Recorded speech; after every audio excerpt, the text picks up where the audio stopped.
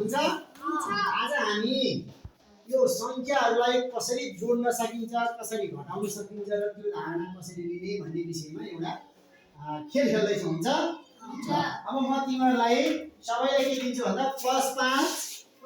plus -3 दिन्छु अब यसको एन्सर कति आउँछ त भनेर कसरी थाहा पाउने त ल अब मानौ +5 भनेको मसँग मैले चाहिँ प्लसलाई नीलो रङ लगाएको छु हुन्छ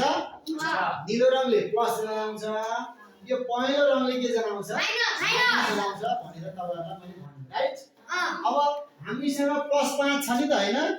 +5 भएको नम्बरले 5 वटा टुक्रा चाहिँ नीलो लिए राइट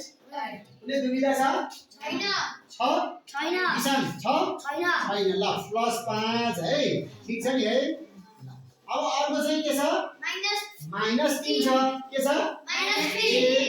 -1 -2 -3 तीनवटा अथवा पहिलो रङलाई हामीले माइनस मानेका छौं सपोज है ठीक छ अब हामी प्लस र माइनस बराबर बनाउँदा ल अब तीनवटा छुट्टै राख्नु है त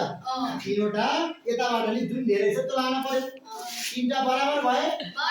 ओके यो तीनटालाई यता लगेर साइडमा राखौं ल बराबर अब हेर्नु त बढी भएको कुन चाहिँ रहेछ नीलो रहेछ नीलो भनेको कुन हो +1 +2 हाम्रो आन्सर के आयो +2 ल ताली बजाउँ